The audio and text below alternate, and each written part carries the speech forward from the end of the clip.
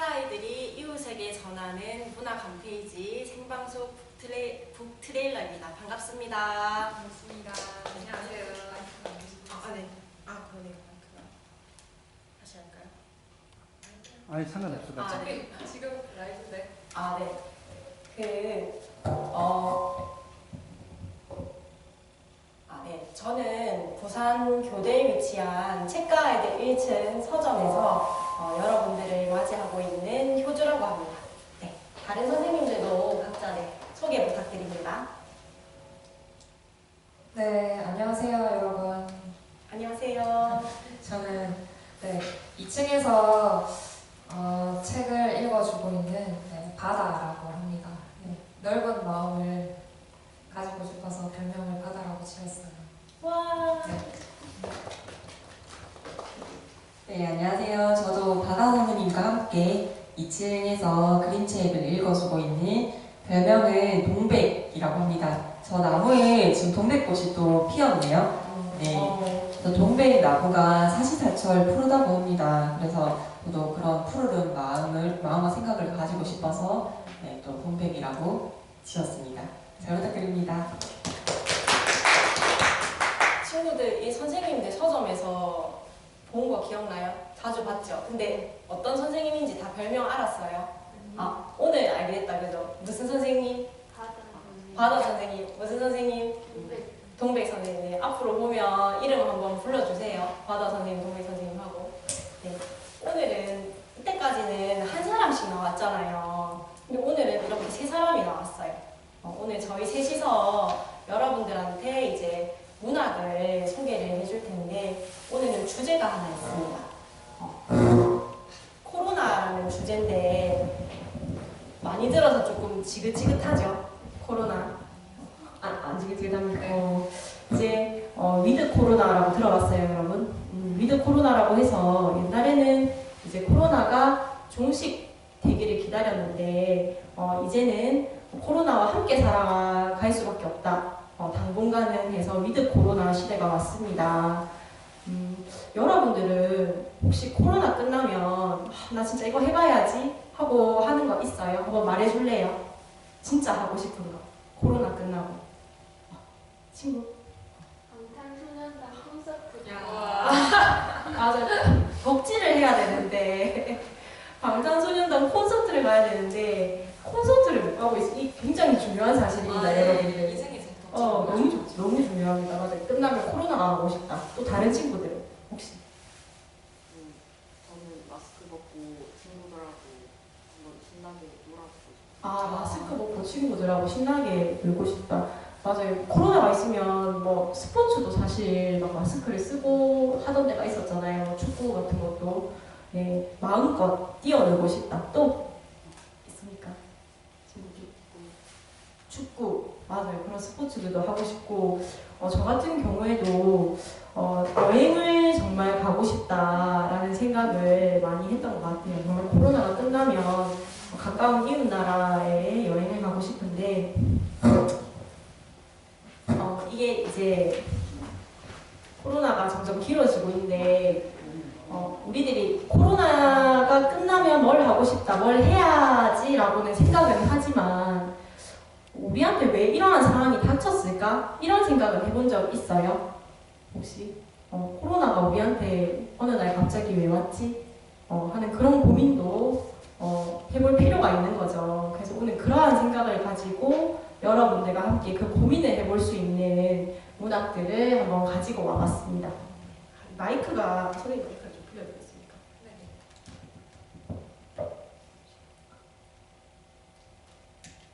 첫 번째 제가 소개해드릴 문학은 권정생 선생님의 빼떼기라는 그림책이에요. 빼떼기. 혹시 권정생 선생님 하면 떠오르는 다른 문학 작품이 있어요? 친구들. 어떤 작품? 몽실언니. 맞아요. 딱 여러분 학년에서 많이 보는 책들이죠. 몽실언니, 또 강아지똥도 있고, 권정생 선생님을 잘 모르시는 분들이라도 강아지똥을 이제 지으신 분이에요 하면은 많이들 아시더라고요. 저는 코로나라고 했을 때 이 빼떼기라는 작품이 제일 먼저 떠올랐는데요.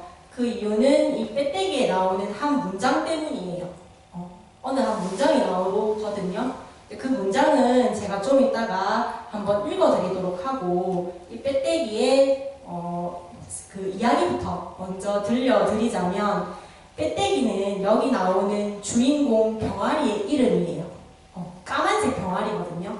순진이라는 아이 집에 살고 있는 그런 병아리인데 네, 얘가 빼떼기입니다. 검은 색깔 병아리죠. 근데 이 빼떼기가 처음에는 이름이 없는 병아리였어요. 순진이 집에 병아리가 한 30마리 정도 있었거든요. 그러면 그 30마리의 이름을 일일이 다 지어줄 수 없잖아요. 이 빼떼기도 이름이 없는 병아리였는데 어느 날 불의의 사고로 인해서 그 순진이 아버지가 지펴놓은 아궁이 불에 빼떼기가 뛰어들어가 버린 거예요. 병아리니까 잘 몰라서. 그래서 이 빼떼기의 몸이 불타고 맙니다. 근데 가까스로 이 빼떼기가 살아서 나오는데 그 살았지만 그 몸이 어떻겠어요? 여기 뭐 머리도 다 타고 털도 다 타서 없어져 버리고 다리도 종아리도 오그라들어가지고 제대로 걸을 수 없게 돼버린 거죠. 그래서 그 여기 앞에 표지에 보면 원래 빼떼기가 수탉인데 수탉이 이렇게 멋있게 생겼어요. 볕도 있고 막 멋진 부리도 있고 그렇게 생겼는데 빼떼기는 커서도 어떤 모습이냐면 잠시만요.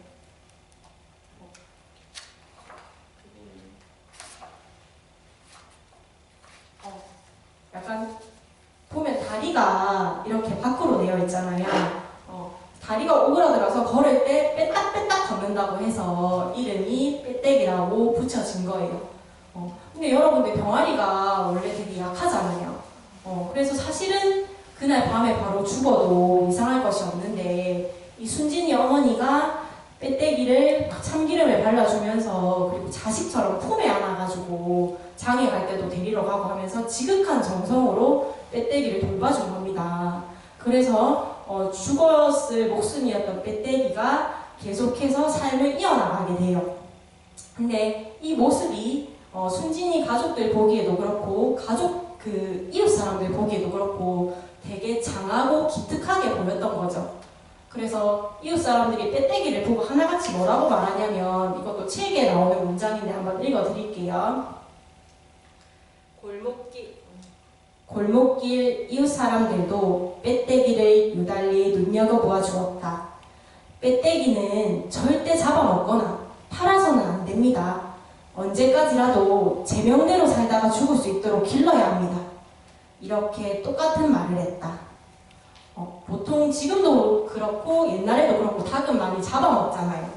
옛날 사람들도 닭을 키우면서 알을 낳기도 하고 그 계란을 먹기도 하고 잡아먹기도 했거든요. 근데 굉장히 어렵게 살아낸 빼떼기니까 이 빼떼기가 죽지 않고 잡아먹지 않고 제 명대로 살았으면 좋겠는 거예요. 그래서 이웃 사람들도 다 이제 순진이 식구들 보고 하나같이 잡아먹지 마세요라고 말을 한 거죠. 이게 사람들의 마음이고 바람이었어요.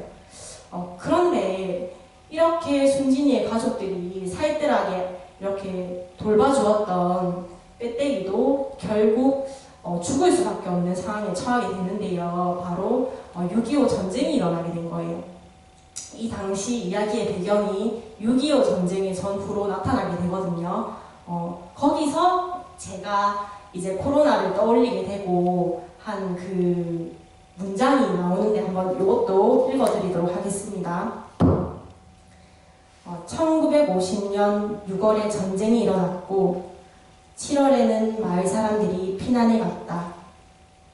전쟁은 사람들에게만 고통을 가져온 것이 아니라 모든 가축들에게도 홍수처럼 밀려와 쓸고 갔다. 이 문장인데 저는 이 전쟁이라는 것이 사람들만 고통스럽게 한 것뿐만 아니라 모든 가축들도 쓸고 가버렸다라는 그게 되게 가슴에 크게 박혔거든요. 이 문장을 들었을 때 사람이랑 동물이 사실 다른 게 아니라 이렇게 원래 이어져 있었지. 그래 우리가 하나로 이어져 있었지. 사람이 고통을 받으면 동물도 마찬가지로 고통을 받을 수도 있고 동물이 고통을 받으면 사람도 그래 고통을 받을 수 있는 거였어 라고 하는 그 생각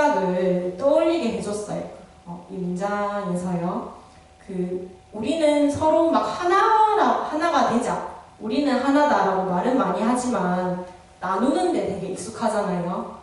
그래서 남녀, 성별을 나누기도 하고 또 연령을 나눠서 나보다 어린 사람들 아유 뭐 무시하기도 노인이라고 뭐 무시하고 그러면서 뭐 계속 그렇게 나누고 서로를 막 손가락질하기에 바쁘고 또 내가 아닌 다른 이들을 이해하고 공감하기보다는 이제 그들의 고통에 대해서 별로 관심이 없는 경우가 많은 것 같아요. 이래서 벌어진 게 저는 코로나라고 생각하거든요. 사실 코로나도 여러분들 인수 공통 감염이라고 들어봤어요. 코로나가 어떻게 발생한 거냐면 처음에 박쥐 그리고 천상갑이라는 야생동물이 있어요. 그 동물들이 걸리는 병이 코로나였어요. 근데 이거를 사람이 먹은 거예요. 박쥐랑 천상갑을. 그러면서 동물이 걸리는 병인데 이게 사람에게 옮겨온 거거든요. 이거를 인수 공통 감염이라고 해요. 근데 이것도 사실 진짜 정상적인 것이라면 이 야생동물들을 일반 사람들이 만날 일이 없잖아요. 근데 사람들이 계속 동물들의 서식지를 파괴하고 거기에 막 농장을 짓고 공장을 짓고 또 그 공장식 축산이라고 해서 동물들에게 되게 가혹하게 막 그렇게 동물을 기르고 하면서 발생된 병들이 또 사람에게 옮겨지면서 코로나도 우리에게 오게 된 거거든요. 그래서 앞으로는 이제 동물들에게 고통이 있으면 우리에게도 고통이 올 수 있다라는 생각을 다 같이 해주셨으면 좋겠다라는 마음으로 이 작품을, 떼떼기 작품을 준비했습니다. 그리고 이거는 약간 제가 같은 맥락의 책이라고 생각해서 가져온 건데 후쿠시마에 남겨진 동물들이라는 책인데 2013년에 여러분들 아실지 모르겠지만은 일본에 쓰나미가 되게 크게 대지진과 함께 왔었어요. 그러면서 원자력 발전소 있잖아요. 거기서 사고가 나서 이제 그런 원자력 막 방출이 되고 하면서 거기 살던 사람들이 급하게 다 도망을 가잖아요. 그러면서 동물들을 못 챙겨간 거예요. 그럼 이 동물들이 그대로 이제 그 핵에 막 노출이 되고 하겠죠. 그거를 사진으로 남긴 책인데 보면 되게 참담하거든요. 나중에 여러분들 볼 수 있게 저기 잠시 올려놓을 건데 사람들이 동물을 가둬놓고 다 도망갔으니까 뭐 목줄이 그대로 묶인 채로 그 자리에서 굶어 죽은 개들도 많이 있고 또 소들은 그렇게 갇힌 채로 아무도 밥을 주지 않으니까 또 그 자리에서 이제 막 열 몇 마리가 그대로 말라가지고 뭐 죽은 그런 모습도 있었고 또 운 좋게 문을 열어줬는데 문을 열고 도망을 갔는데 용수로에 빠져가지고 물에 빠지고 목이 마르니까 빠져가지고 죽은 소들 사진 같은 것도 많이 나와 있습니다. 이렇듯이 뭐 원자력 네, 끔찍하죠. 원자력 그것도 결국 사람의 이기심으로 만들어낸 그런 결과물이잖아요. 네, 그래서 저는 같은 맥락으로 이 책도 읽게 되었습니다. 그래서 여러분들도 함께 읽어보면 좋을 것 같습니다. 네, 감사합니다. 그다음에 네, 동백 선생님 그다음에 또 추천하시는 책 들어보도록 할게요. 바다 선생님께서 먼저 추천해 바다 주셨습니다. 선생님. 네, 바다 선생님. 제가 그 다음으로는 제가 이제 책을 또 말씀을 드리도록 하겠습니다. 저는 이제 추천 그 책으로 이 매놀 장군 한세라는 책이 이제 있었어요. 주제가 코로나라고 하셨잖아요. 그래서 코로나와 관련되는 그리고 현 시대에 읽어야 할 이런 매놀 장군 한세라는 책이 추천을 해주셨고 대표님께서 그래서 저도 이렇게 된 김에 이제 이 매놀 장군 한세라는 책을 읽어봐야 되겠다라고 생각을 하고 이 책을 또 열심히 읽었습니다. 읽으니까 되게 재밌더라고요. 그래서 맨 처음에는 이 한세를 조금 말씀을 드리고 싶어요. 매놀 장군 한세니까 한세가 주인공 같죠? 그래서 한세가 주인공 맞아요. 근데 저는 장군이라고 해서 남자아이인 줄 알았어요. 근데 여자아이더라고요. 한세라는 아이가. 근데 그 한세라는 아이가 되게 말썽꾸러기예요. 학교도 가끔씩 빠지고, 여기도 구름과자라고 하던데 담배도 가끔씩 피는 네, 그런 초등학생. 네, 학생인데 근데 한편으로 되게 신성이 발라요. 바른 아이예요. 근데 그 아이가 어느 날 가다가 어떻게 하다가 맨홀에 빠지게 되는 거예요. 그러면 밑으로 쑥 떨어지니까 되게 무서울 거 아니에요. 그때부터 이제 시작되는 이야기인데 이제 맨홀 밑에서 딱 떨어져가지고 그 지하잖아요. 지하에서 이제 각가지 동물들을 만나게 되면서 벌어지는 모험 이야기인데 여러분 지하에는 뭐가 있을 것 같아요? 지하에는 뭐가 있을 것 같아요? 물. 되게 네 지하에는 뭐가 있을까 잘 떠오르지 않잖아요. 그래서 물 뭐 이런 종류인데 근데 그런 우리가 흔히 떠올릴 수 없는 그런 상상력을 여기 안에서 볼 수가 있어요. 땅속에는 과연 무슨 일이 벌어질까라는 한세의 진짜 멋진 모험 이야기라서 이 책이 참 재밌는 것 같고요. 그리고 여기 보면은 근데 이 지하에서 여기에 혹시 친구들 보여요? 여기에 큰 여우같이 생긴 친구가 있거든요. 표지를 보면 이권 표지에. 근데 이 여우같이 생긴 애가 사실은 쥐예요. 쥐인데 강아지만큼 큰 거예요. 그런 친구가 등장을 하는데 근데 그 동물 이름이 뭐냐면 큰 머슴이라고.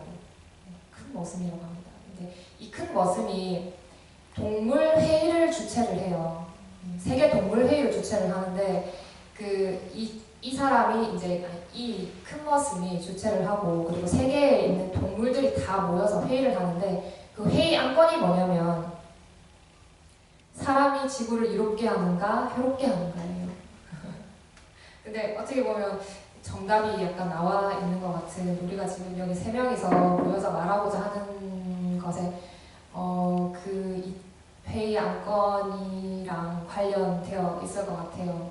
해롭게 하니까 우리가 이렇게 모였겠죠. 네, 그래서 이 회의를 하는데 사람을 이제 안건을 올렸는데 사람이 아무도 안 오니까 이제 맨홀에 빠진 이 한세 네가 와야 된다 이렇게 말을 한 거죠. 그래서 이 한세가 또 회의에 참석을 하거든요.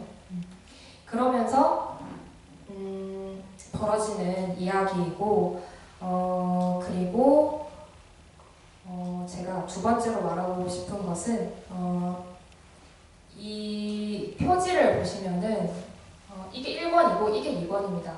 근데 그림이 약간 비슷한데 1권은 약간 깜깜해요. 눈만 보여요. 네, 눈알만 보여요. 근데 2권에는 한새가 나와요. 한새도 나오고 같이 한새가 지하에서 만난 동물들이 막 나온단 말이에요. 근데 여기서 지하에서 만난 동물들 라마라던가 또 쥐라던가 그리고 모기, 성게, 수염고래도 만나요. 네, 그런 동물들을 다 만나는데 그런 동물들이 여기 다 그려져 있습니다. 밝게. 근데 이거는 약간 어둡게 그려져 있죠. 이 표지가 차이가 나는 이유가 뭘까요? 여기는 어둡고 여기는 밝아요. 이유가 뭘까요? 정답은 없는 것 같아요. 왜 그런가요? 그래서 모르겠죠. 그래서 저번에 한번 생각해봤습니다. 그래서 지하에 맨 처음에 이 한새가 내려갔을 때 되게 막막하고 되게 미지의 세계잖아요, 지하. 네, 그런 마음이 나와 있는 게 아닌가? 주인공의 마음, 어두운 마음. 근데 이게 2편에 보면 되게 재밌는 모험이 펼쳐지거든요. 그 동물들이랑. 그래서 그런 멋진 모험, 동물들과의 모험이 이 2권에는 그런 걸 강조한 게 아닌가 생각하기도 하면서 또 한편으로는 어쩌면 인간이 세상을 해롭게 하는가 이롭게 하는가에 대한 어떤 조금 여기서는 그 답에 대해서 되게 막막함을 느낀다면 답답함을 느낀다면 여기서는 조금 밝고 희망적인 어떤 걸 보여주고 싶은 게 아닌가라는 그냥 제 의견이었습니다. 그런 게 아닐까 하는. 그래서 이걸 비교해가면서 또 읽어봐도 좋을 것 같고요. 그리고 제가 또 맨 마지막에 할 이야기는 그래서 이 동물들과 한새가 이제 만나면서 재밌는 이야기가 펼쳐지는데, 근데 회의를 하잖아요. 회의를 하는데 그 닭, 여기 나왔던 빼떼기라는 전 닭이 이 회의에서 이런 말을 합니다. 어떤 말을 하냐면 한 도시에서 한 사람이 콜레라에 걸리면 그 도시에 사는 사람 모두를 병원에 가줄 수 있습니까? 감기라고 해도 좋고 에이즈라 해도 좋아요. 모두 땅에 묻어야 한다고 말하지는 않겠습니다. 라고 닭이 말을 하거든요. 그래서 우리가 여러분 알지 모르겠지만 조류독감이라고 해서 닭을 한 마리만 걸려도 그 농장이라던가 아니면 그 이웃 농장에 있는 닭까지 다 이제 땅에 묻거든요, 산채로. 그거를 말을 하면서 이제 사람이 만약에 너희가 병에 걸렸을 때 너희를 산채로 묻으면 어떡할 건데? 라는 물음을 던지고 있습니다. 그래서 이 말을 듣는데 저는 되게 가슴이 철렁했어요. 그래서 그렇게 동물이 산채로 이제 이렇게 묻히는 거에 대해서 심각하게 알고 있었지만 이게 사람에 비유해서 이 지금 김우경 선생님께서 이제 말씀을 우리들한테 해주시는 것을 듣고 굉장히 가슴이 절렁했던 부분이고요. 그리고 또 한 가지 이제 말하고 싶었던 게 여기에 하나빼기라는 쥐가 나와요. 쥐 이름이 하나빼기거든요. 여기 혹시 그 책방에서 연극할 때 그 한새 연극 본 적 있습니까, 친구들? 저도 없거든요. 근데 노래는 하나 알고 있어요. 하나빼기라는 노래, 하나빼기 노래 맞나요? 네, 노래인데 노래가 뭐 어떻게 되냐면 하나 빼기, 두나 빼기, 세나 빼기 하나쯤 덜 먹어도 괜찮아 그래. 이 노래는 제가 알거든요. 이 노래만 하나 들어본 적 있어요?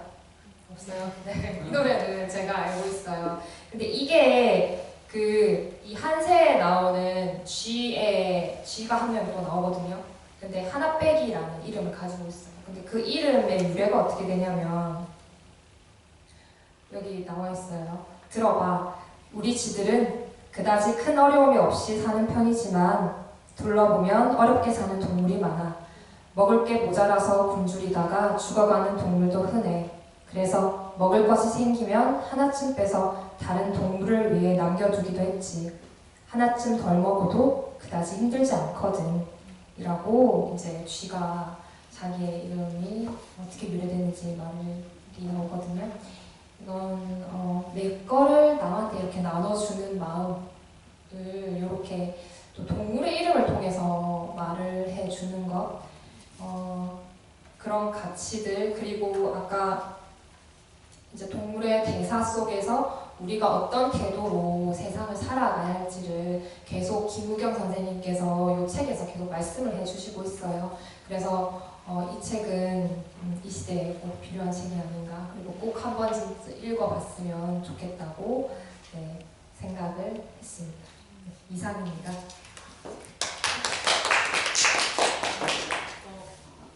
어른들이 읽어도 좋고 또 특히 지금 앉아있는 5, 6학년 친구들이 읽었을 때 되게 재밌게 읽을 책이라고 해요. 아까 또 선생님이 혹시 이 큰 머슴? 네. 큰 머슴은 왜 커진 겁니까? 쥐가 왜 강아지만큼 커졌는지. 우리 친구들이 더 잘 알 수 있을 것 같아요. 왜 커졌을까요? 쥐인데 왜 강아지만큼 커졌을까?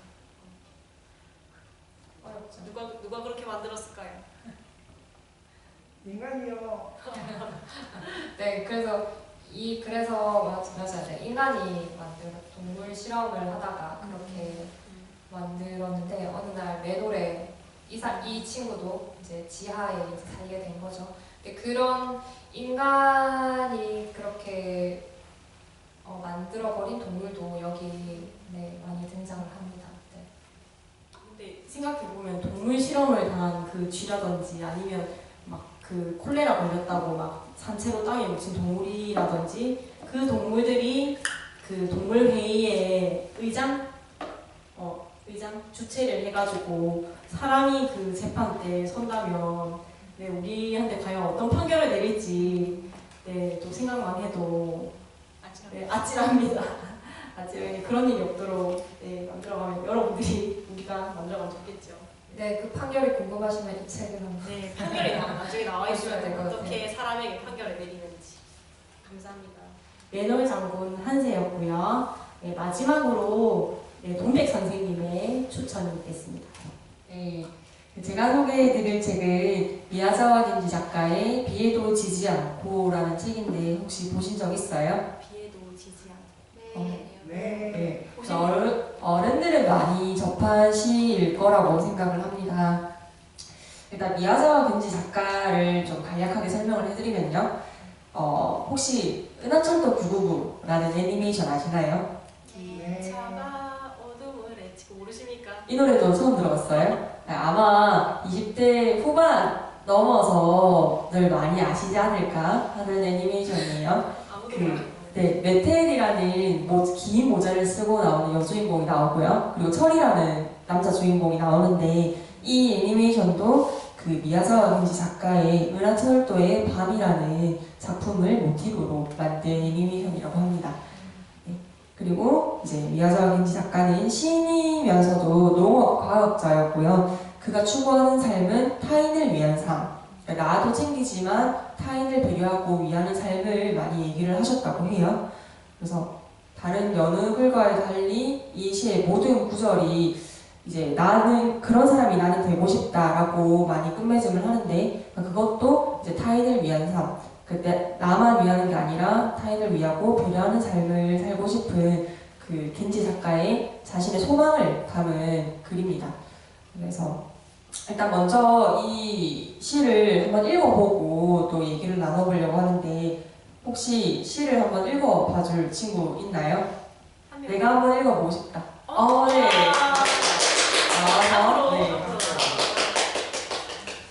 뒤에까지 있거든요. 넘겨가면서 천천히 한 구절 남겨라. 천천히 읽어주세요. 비에도 지지 않고 미야자와 겐지 비에도 지지 않고 바람에도 지지 않고 눈에도 한여름 더위에도 지지 않는 튼튼한 몸을 갖고 욕심은 없이 결코 화내지 않으며 언제나 조용히 웃고 하루에 현미 네 옷과 된장과 채소를 조금 먹고 세상 모든 일에 내 입속을 따지지 않고 잘 보고 들어 알고 그래서 잊지 않고 들판 소나무 숲 그늘 아래 작은 억새 지붕 오두막에 살며 동쪽에 병든 아이 있으면 가서 돌보아주고 서쪽에 지친 어머니 있으면 가서 그 볕단을 짊어지고 남쪽에 죽어가는 사람 있으면 가서 두려워하지 말라 말하고 북쪽에 다툼이나 소송 있으면 쓸데없는 일이니 그만두라 말하고 가뭄든 때에는 눈물 흘리고 냉해든 여름에는 안절부절 걷고 사람들에게 멍청이라 불리며 칭찬도 받지 않고 힘들게도 하지 않는 그런 사람이 나는 되고 싶다. 와, 감사합니다. 너무 잘 읽으셨는데, 네. 이 시라는 게 읽는 사람에 따라서 감동이 다 다를 수 있다라고 생각을 하거든요. 그래서 저는 이 시에 대한 설명보다는 이 시가 워낙 유명하다 보니까 세 곳의 출판사에서 이 책을 출판을 했습니다. 그래서 이 책들이 어떻게 다른지 좀 간략하게 설명을 해드리려고 하거든요. 방금 친구가 너무 잘 읽어준 이 책은 네, 다른 그림으로 이렇게 나와 있어요. 그래서 먼저는 요 효주 선생님께서 들고 계시는 언제나 녹스에서 나온 곽초진 작가님이 그림을 좀 설명을 드리고자 합니다. 이 그림을 딱 볼 때 느낌이 어때요? 다른 책들보다는 예쁘고 화려하다라는 생각이 좀 많이 드는 것 같은데요. 아니 일러스트도 보게 되면 그림들이 귀엽고 아기자기한 부분들이 있습니다. 선도 부드럽고 색채들도 파스텔 톤으로 좀 화려하게 그려진 그림들이 많은데요.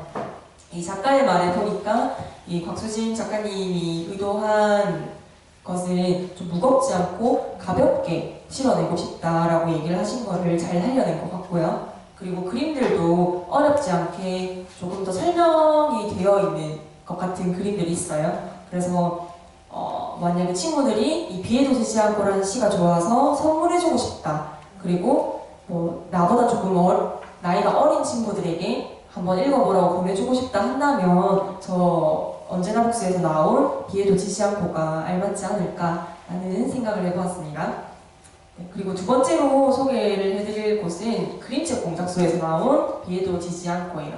이 그림책 공작소에서 나온 이 그림을 그린 작가님은 야마무라 코지라는 일본의 애니메이션계 거장이라고 해요. 그 애니메이션을 그리시는 작가님이 이 그림을 그려주셨는데 이 그림을 보면 안에 이제 찬찬히 살펴보시면 그 그림의 구도나 그런 역동성 같은 게 많이 느껴지는 부분이 있어요. 그래서 그런 그림을 조금 눈여겨보고 싶다. 그리고 또 이 그림책 공작소에서 어떤 부분을 표현하고 싶었나 하고 또 찾아보니까 이제 삶의 고단함을 이겨내고 그 용기를 얻고 미야자와 겐지 작가의 마음을 느끼셨으면 좋겠다라고 표현을 하신 거 보니까 이 그림을 통해서 삶의 고단함 그리고 그 고단함 속에서도 어떻게 이겨낼 수 있는지 겐지의 마음을 내가 좀 느껴보고 싶다 한다면 그림책 공작소의 그림이 좋지 않을까 하는 생각을 해보았습니다.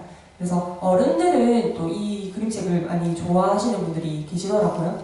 그래서 느껴져요. 색깔에서 약간 고단한 삶이라든지 이런 게 표현한 네, 그림도 고단한 삶을 그려낸 그림들이 많이 있고요. 그리고 색감도 그렇게 밝지 않고 조금 어두운 색감으로 채색이 된 것들이 많이 있습니다. 그리고 연필로 이렇게 거칠게 그린 것 같은 느낌도 있고요.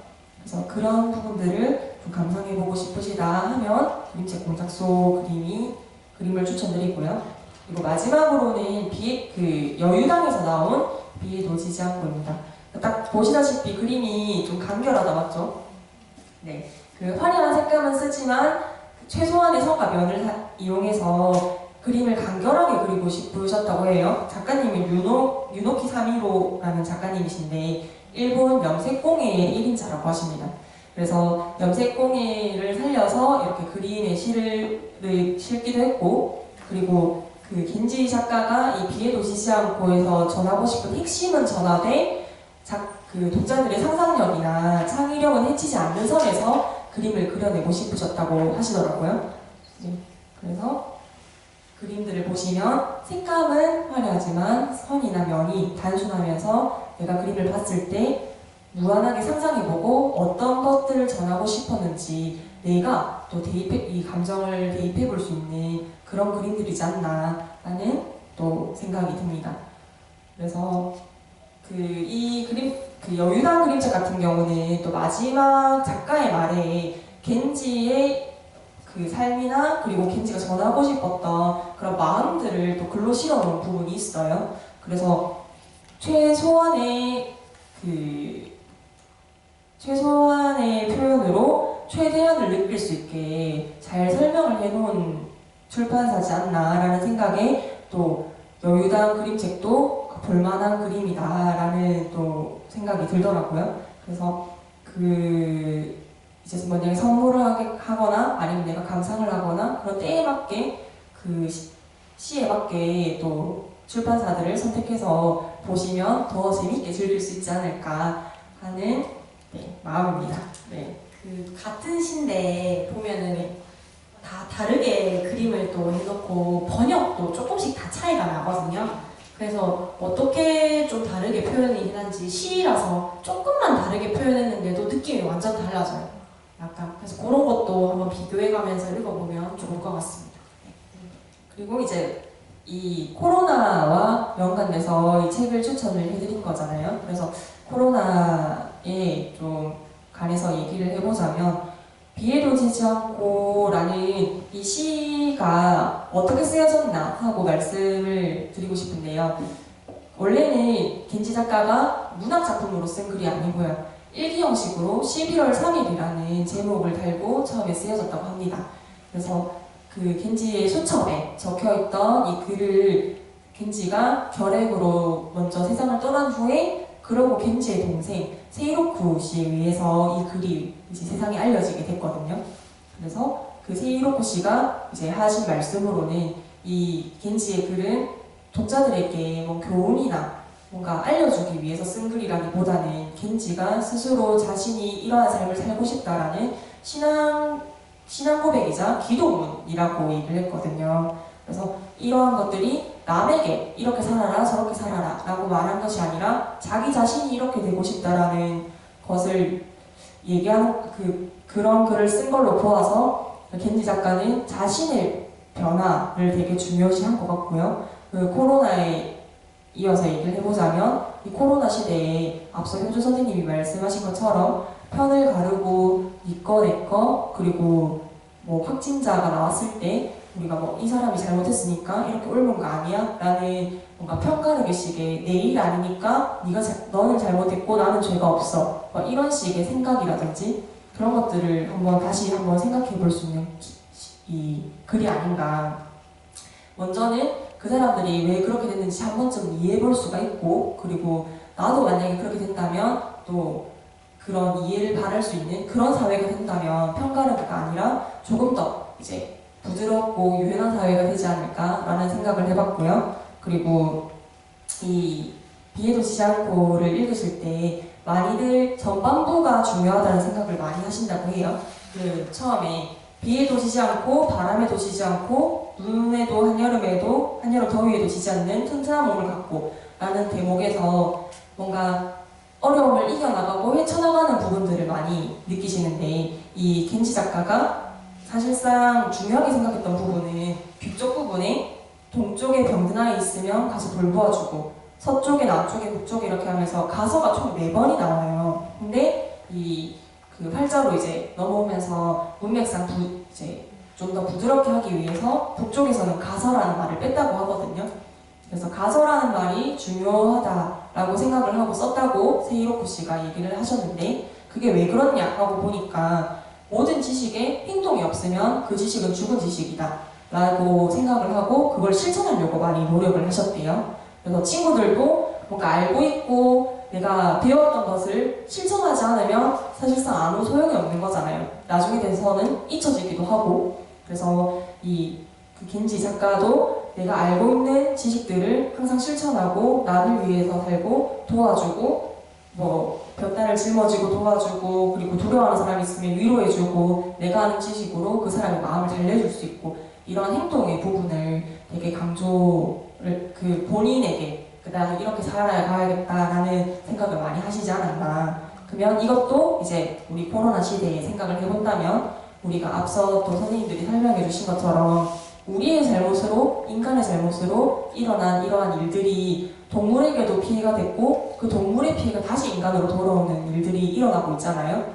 이런 일들을 좀 연결고리를 끊기 위해서 우리는 어떤 행동을 취해야 되는가 이런 것들도 한 번쯤은 생각을 해볼 수 있을 것 같습니다. 그래서 제가 준비한 거는 여기까지고요. 네, 마무리로 또 선생님께서 해주시면 되겠습니다. 저도 그렇고 이제 또 그 동백 선생님도 그렇고 미야자와 겐지 비에도 지지 않고 시를 원래 되게 좋아했긴 했는데 시를 읽었을 때 여러분들이 약간 되게 소박하다라는 생각 들었어요. 읽었을 때 좀 소박한 삶을 얘기하는 것 같죠.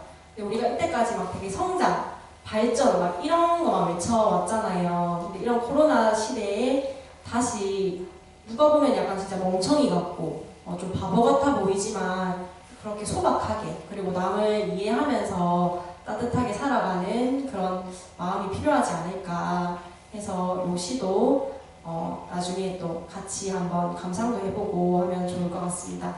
네, 오늘 저희가 준비한 또 문학들은 여기까지고요. 또 다음 기회가 되면 또 좋은 작품들 추천할 자리가 있으면 또 추천해 드릴 수 있었으면 좋겠습니다. 네, 감사합니다. 네, 감사합니다. 꺼주시면. 여기 꼴리네. 네, 그냥 중간에 누르시면. 그러면 컴이 내 홈이 얼마나? 컴이 내 홈이 얼마큼이지? 그지.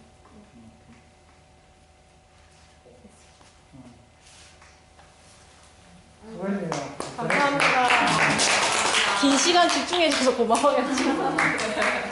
우리 시간이었습니다.